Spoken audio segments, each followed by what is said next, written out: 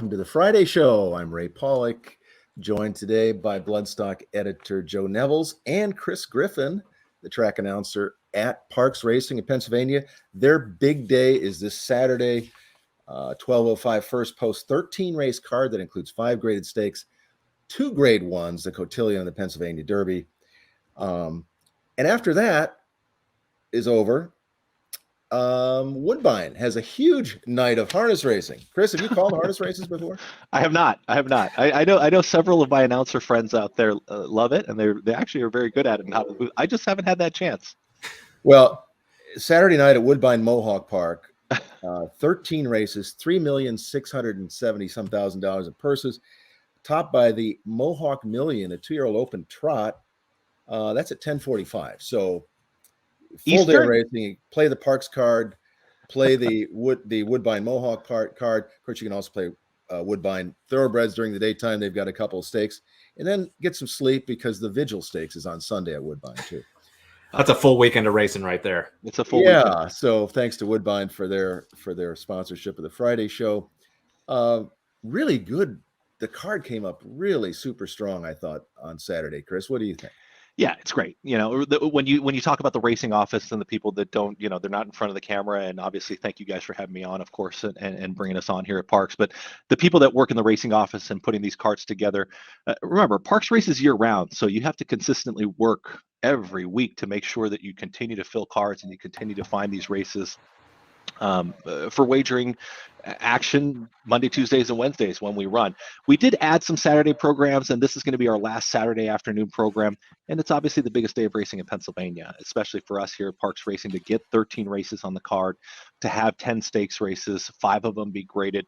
Everyone loves the stakes race because of the competition. When you get these big full fields, it just lends to a great racing product and a great overall product. We added the mandatory distribution in the Philly Big 5, which is, of course, our jackpot wager that we've got. That'll start in race number 9, so over $102,000 into that carryover. I know the players do love getting involved there on a mandatory. It's going to be all stakes races that you'll be looking at in that mandatory. So it's a great day of racing. I'm humbled to be able to call it. We're doing everything from a promotional standpoint. A lot of people on the front side and the back side just working really hard to put things together. And hopefully the folks, you know, whether you're watching, like I say, whether you're watching us on TV or you're on track, hopefully they just enjoy a great day of racing here in Pennsylvania. A lot of, you know, major graded stakes races all over the country have struggled to get halfway decent field sizes, but from the grade ones down, practically all the races on this card of the stakes races have full fields in here. What do you think is the appeal of this card in particular, and you know, why do you think horses piled in for this one? Sure, that's a great question. I mean, I don't know if I'm the best guy to answer that. I think, you know, David Asajnak, our racing secretary, our director of racing, and the entire team. It's hard work in putting in the phone calls and making sure you talk to the connections. And it's a $1 million race. It's pretty much your last opportunity to get in this grade 1 3-year-old, you know, top of the ladder type picture. I think Epicenter obviously has kind of asserted himself as right near, if not at the top of the division, when you take a look at the 3-year-old. So he's not here. So now you see 4 grade 1 winners in the race, horses that we're very familiar with those names, that they want this opportunity to possibly catapult them, who knows, to the Breeders' Cup or wherever they're going to go after this race. So, and talking about the Cotillion as well, Secret Oath, you know, she's got the star power. Dwayne Lucas, Secret Oath, that in itself should really encourage people to come on out to Pennsylvania and outside of Philadelphia and watch the races. And yeah, it's a $1 million purse. I don't really know. I think it's great that we get to this part of the season. Location probably has something to do with it too. I've always talked about the location of where Parx is. It's just situated in the right spot on the East Coast to where, whether you're going to New York or New Jersey, or whether you're shipping from Kentucky, you're not going too far. Now, as I say that, we've got a couple horses coming from the West Coast that are going to be very, very live chances in both grade 1s. So it's tough to really fully answer that question, Joe. I wish I knew. You know, I wish I could go to each one of the connections and say, you know, what brought you here, but they're here, so I'm excited for that. Hey, money talks. $1 million. There you go. Hey, Chris, before we get into the, you know, who's in these races, you mentioned Secret Oath and the Derby came up really strong. You're sort of a rising star in the announcers booth. We met a few years ago at Pleasanton when you were covering, when you had the California Fair Circuit. When did you start calling, and like do a quick rundown of where you started and where you've gone, because you've kind of made the full circuit. Yeah, I've been really lucky, and it was great to meet you in Pleasanton. I was so nervous because I heard Ray Paulick was coming in. You know, I think I was so green. I think it was like you or 2 or 3 maybe of my announcing, and I'm like, I'm going to sit next to Ray Paulick, and everybody's talked about Ray Paulick and how long he's been in racing and everything. Day, I think, by the way, right? What's that? I think I picked 0 winners that day when we That's did okay. the seminar. We had that raffle bowl in the fishbowl where you picked out the winner and somebody won a hat. I think most of the people watching us, they were more interested in the prizes you could win after our selections than our actual ones, but that's okay. But yeah, it started in 2015 that I got an opportunity actually at the Humboldt County Fair in Ferndale, California. I'll always remember that it was my first 2 weeks getting involved, and Frank Miramati, who everyone knows very well, and congratulations to my man Frank with his success and where he's going as well. But to get the opportunity there, Larry Swartzlander hiring me saying, look, I've never heard you call a race, but Frank Miramati says you can do it and you're into horse racing, so let's try it. From there, I got an opportunity at Portland Meadows. That took me into Gulfstream Park West. Then I got the fair circuit full time. And then Sam Houston Race Park called me, and I'm taking you on a quick journey here through my announcing career. But after Sam Houston Race Park, then we went through Coben. Some things happened, some changes. I went back to Sam Houston, and then the opportunity came here at Parx when Keith Jones had retired, and I was able to apply and come up here to Bensalem. So it's been wonderful. It's been a wonderful experience. Got here last year, got to call the Derby and the Cotillion last year. I appreciate Rising Star. You know, I for me, it's about putting in the work and putting in the time. Every booth I've ever stepped into, and I've received some calls and text messages from track announcers that are legends in this sport, that they've said very kind things to me, and I don't take that for granted. For me, you have to honor the traditions and honor those people that have done it before you, and you have to do it not exactly the way they did it, but you also have to show respect and make sure that you're doing the job and giving the job the respect it deserves. So for me, it's also when the opportunities do arise, I do want to take those opportunities. I think that you need to step up, and you need to show that you can show up in these big moments, much like these horses are trying to show up in a Grade 1 race. To reach that level would be a dream. I appreciate the Rising Star. I work hard at it, and hopefully people enjoy it, and hopefully more opportunities continue to come my way, and I can continue to do something I love, because I've loved horse racing for a long, long time. So I know my dad is smiling from the West Coast too. He hasn't seen much of my racing now that I moved to the East Coast, but it's been a lot of fun. The Pennsylvania Derby is one that, you know, it's a stallion making race. There are a lot of stallions that go into the Pennsylvania Derby, and that means that eventually your call is probably going to be heard in commercials going forward. Like when you have a big race like that, you know, you had last year's Pennsylvania Derby was your first. Does that ever click into your mind? Like, I need to say something cool in this moment because this might be something that gets heard later down the line. We never think about those things in the booth, Joe. Come on, what are we talking about? Yeah, I don't think about it during the race. I think you do start to think about those things and want to write a line down and start to put things together. I'm still relatively new to the booth. You know, this is my 8th year now calling races and having an opportunity as a track announcer at various racetracks and getting different opportunities. I've always tried to make sure that I tell myself, look, it's not about me. It's about the horse and its performance on the track. As far as getting on the commercials and the things that can happen afterwards, yeah, if you put on a great call and you see a great performance and a Grade 1 performance that we're expecting here on Saturday, then absolutely, you know, it'll be so much, it'll bring joy to my face, and I can smile and say, hey, that's my voice out there, and I can send it to my friends. And some of my friends, you know, even my mom, sometimes I wonder if she still fully understands what it is that I do for a job. I think sometimes I say I'm a track announcer. She's like, all right, your sister's like a marketing agent. She does much more solid work than you do. But yeah, all those accolades, all those things, thinking about it, I don't try to think about it too much. I focus on the job. Nerves are okay. Nervous means you're focused. So I've always lived that way. And hopefully I do it justice. It's big, full fields. We like the bigger fields. When it's smaller fields, sometimes you do have to come up with some of these things that you got to add into the call, and then it gets a little too cute. I want to stay away from that. I want to let what's happening on the track speak for itself. I'll bring the excitement, and hopefully we have some exciting finishes, because that would be great. But yeah, I mean, if your voice is heard in a commercial, you're not gonna frown upon that. That's always a good thing.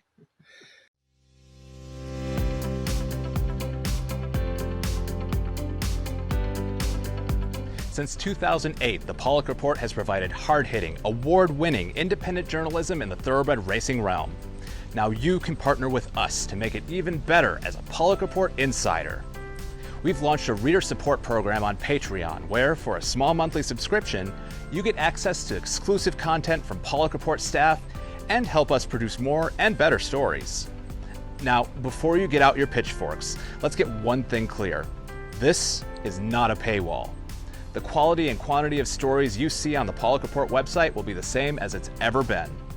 But if you want to help better shine a light in areas of horse racing that need exposure to help the sport survive and prosper, this is an easy way to do it, and there's plenty in it for you. For $5 a month, you can get access to exclusive Q&As with Paulick Report staff. Is there a factoid you've been trying to find? Want to know our opinion on something? This is the level for you. For $9 a month, you get a peek behind the curtain at the Paulick Report. We'll discuss the nuts and bolts of our editorial process, share on-the-scene insight when we're reporting on location, and introduce some Patreon-exclusive segments. Or you can become a VIP Paulick Report insider at $20 a month. You'll get all of the above along with Paulick Report merch and handicapping insights from our team. Do you want to know who Ray likes this weekend? Become a VIP. And hey, if you missed the comment section, we're bringing it back for Paulick Report Insiders on Patreon. Become a Paulick Report Insider at patreon.com/Paulick Report. A simple way to support independent horse industry journalism.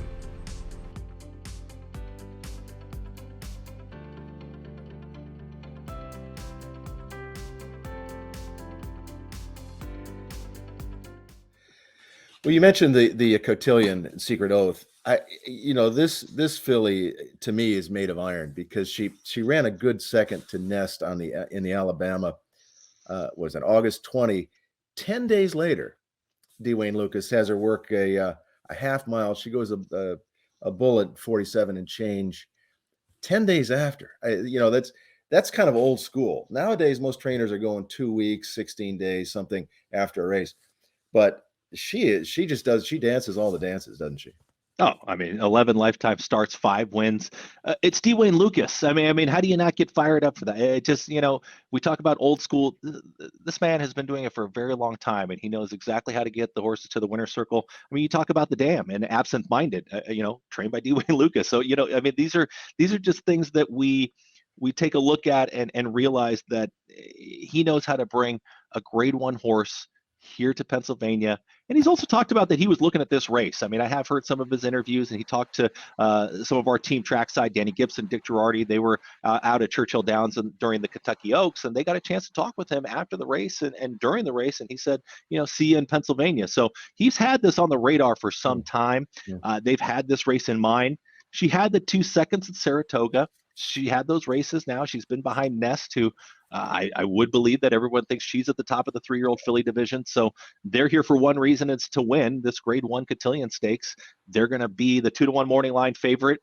I have said, as I've talked about from the handicapping standpoint, I think there's no gray area right now with the handicappers, though. I think they are either completely throwing Secret Oath out, they're completely against her, or they're all in. There hasn't been this, well, maybe if this kind of goes this way, it's either I'm seeing, toss or get involved. So I don't know. You get Luis Saez, who's been aboard here, very recently. She's a deserving favorite, but there are some improving types down towards the inside. It is pretty interesting, though, that Green Up, Adair Manor, Goddess of Fire, there is going to be a decision to be made down towards the inside because they're in the 1, 2, and 3. Arad Ortiz, Mike Smith, John Velasquez, all going to look at each other with horses that seem to have a pretty live shot in here. What's going to happen with the break down towards the inside at this mile and a 16th? They've got enough of a run-up to get situated, but it is pretty quick into that first turn. I'm really I'm sorry, but for those that don't play Parx on a regular basis, like me, honestly, sure. Is the inside a disadvantage because of track biases, or no? So I wouldn't get too much involved in track bias. I would say the thing weather plays a part in it. So weather right now, it's actually raining right now. It's got a pretty decent shower right now. I think it's a passing storm. The turf rail is going to come down. It was at 22 feet leading up to the racing action here in the last couple months. The turf rail is going to be come down. It's going to be at 0 feet for Saturday. So it was a good turf course on Wednesday. We'll see how the turf course plays, but we're talking about dirt race right now. Quick run into that first turn at a mile and 16th. At the mile and 8th, when we talk about the Derby, you're going to get more of a run up. You're going to have plenty of time to make those decisions as you come from the top of the stretch basically to that first turn. As far as how the track is going to play, it was playing pretty tight on Monday. We had speed types winning, and we were seeing some really fast times. Now we've seen some of that cooler weather come in. When the weather starts to drop, I don't want to say that it's really now favoring one side or the other, because I believe it's a fair racetrack, but you do start to see more of these horses that are coming that stock further back type position. They just have a bit more of a shot. If you've got the best horse that day, you should win over this racetrack just based off of how the horse performs. But sometimes when you do watch the races, it's also the camera angle that you're kind of looking at too. And sometimes people don't catch that the way the camera kind of situates, it does look like they're kind of drifting out in the center of the racetrack as they come down the lane, and people want to stay away from the inside. You can win from the inside. You can make that move to the inside. For whatever reason, they just kind of spread out in the stretch. In our normal racing on a Monday, Tuesday, Wednesday. But I think you saw Green Up. If you go back and watch her, Catherine Sophia, she really exploded in the lane. She was out in the center of the racetrack, but she was doing it all on her own. She's a real improving type there for Todd Pletcher, Rad Ortiz Jr. to the inside. I think she's going to be the one. She's the main one that has to make a decision on what she's doing. She can stalk. She was up with the pace. They went 46-2 for a half last time, and she just opened up really impressively. You got to watch how she finishes. I just thought visually it was one of the more impressive performances I've seen from a 3-year-old filly. Adair Manor is the other one. She's how far back is she going to be? What is the decision you make when you come out of the gate, and where's she gonna find herself?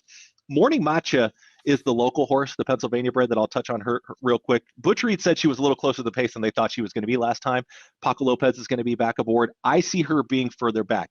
If it's a cooler day around what it looks like 72 degrees, 73 degrees on Saturday, and you start to see as we progress throughout the day, get a little bit later in the program, you'll start to see that this main track does dry out pretty fast, but as the day progresses, you get some of that moisture, some of that fall weather. So I think it's going to play fair, but regardless of how the track might be playing, take a look at Jackie's Warrior last year. Jackie's Warrior in a canter going, what was it, 7-4 or something, some just unreal number there in the Gallant Bob. And then you had some horses that were coming from a little bit off the pace as well. So looking forward to that in a fair racetrack, because I know the bettors want that as well, because whenever you start the card, right, it always seems like let's take a look at the track right away, the first or second race, and how is it playing. So we'll see how it plays out. But 13 races, track crew's going to be working hard, turf rail down at 0 feet. It's going to be exciting racing action for sure. Joe? Moving on to the Pennsylvania Derby.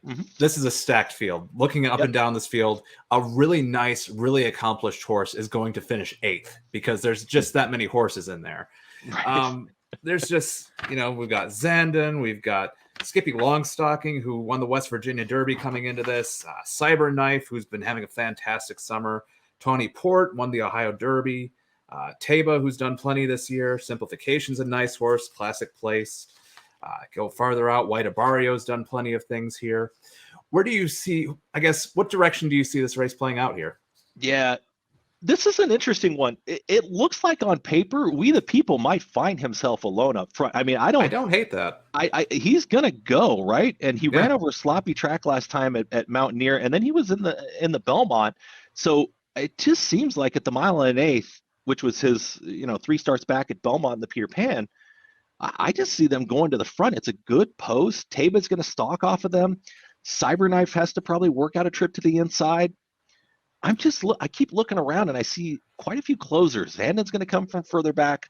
Skippy Longstocking, is he going to be as close to the pace that afternoon? Taba seems to get the right trip. It really does seem like Taba gets the right trip. We the People is going to break. Tawny Port, what do they do there, right? You're going to have Taba right to the outside. You'll be next to We the People. The 6 is going to go.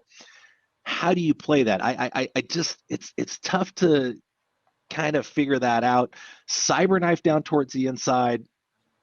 The interesting thing about Cyberknife is I've actually been to both of his Grade 1 victories in person, because I actually went down to Oaklawn as a fan just to watch the Arkansas Derby. I was there the day he won. And then I was at Monmouth to watch the Haskell as well. So I've been in the house for both of those Grade 1 victories, and now I'm in the booth for his run in the Parx Pennsylvania Derby. So really looking forward to that. And just it seems like the main contenders from a wagering standpoint, they're all breaking right next to each other. And I think the bettors are going to enjoy that, because now you have to make some decisions from a tactical standpoint as far as what you're going to do. Where do those decisions go? Closers down towards the inside. White Abario probably gets the toughest trip in the group from the 11th spot, because they've got to decide pretty early on what they want to do. But man, We the People I think he's going to be one of these sneaky, everybody kind of, I guess, what is it, the wise guy horse or something? Yeah. People start to think maybe he gets out there up front and he just gets on cruise control over a fast main track, because I think we'll see a fast main track by that point. Who knows? I mean, maybe he does it at 1 1/8 miles going 2 turns. I thought the Haskell was an oddly run race with Taba sort of looking, dead on the turn, and then all of a sudden he surges again and almost won it. And then coming out of that, Cyberknife goes to the Traverse and surprisingly goes to the lead, which was kind of odd. I don't think they're going to do that again. I can't imagine they would. Yeah, tactically, those are decisions that I think those decisions are made from the trainer and the jockey. And man, as handicappers and as you take a look at races, you can go through those different scenarios. But you do talk about the race that Cyberknife had last time. He battled back, grabbed second back, but it looked like it was his top speed figure as well. And so it actually on paper looked like his best race. The Haskell, Taba looked like he was going to draw away and win, right? I mean, when he ranged up on the outside, and I think when he got to the top of the stretch, like many others, they felt like Taba was drawing off. Cyberknife, though, he's a game horse. I mean, he came to the inside to show heart like that. He's shown that he's got the ability he'll fight you through the lane, and he knows where the wire is. And how do you not root for horses like that and want to have your wagering dollars on a horse like that? They square off again. This was a situation. You talk about the field of 11, you talk about the racing office and putting the race together. I'm sure you start to kind of get a gauge on who the probables are when you see the nominations and see things coming out. Cyberknife has had a fantastic campaign. You talk about the ownership, Gold Square, you talk about Al Gold. I mean, being local and having a race that's very close, as far as proximity, and another chance to face 3-year-olds. And if you say, hey, we beat Taba 2 starts back, the horse is feeling good, let's take a shot. We're going to be one of the top wagering choices, and we got a chance at another Grade 1 in a $1 million race. So Cyberknife is going to take a lot of action. Taba is going to see it. Who do you think goes favorite? You think that's right? You think Taba goes favorite? I would say so. Yeah. I would say so, just based on Baffert's record. Sure. I mean, he wins big races. And, he does. And he's won this race multiple times, so he knows how to ship here. He knows how to get them to the winner's circle. Both the horses are here; they're here on the backside, so we're continuing to see the horses shipping in and arriving. But you've seen these top contenders in the wagering, especially, get on the grounds and get a feel for the racetrack, because they were out this morning and walk in, and Jimmy Barnes is back there, and he's got Taba and Adair Manor looking like they're ready to roll. So it's all good in a field of 11 and a Grade 1 like this. It's exciting.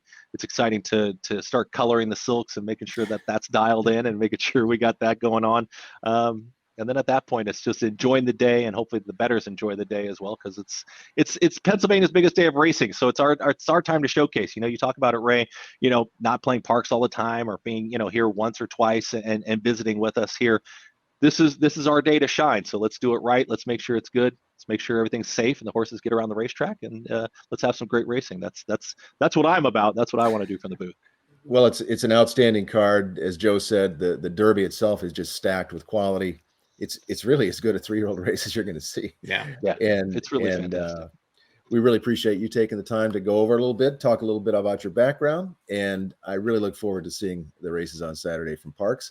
And then we'll tune in to Woodbine Mohawk for that big standardbred card. So don't sleep on that.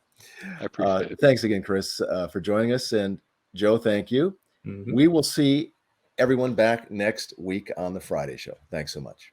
Thank you.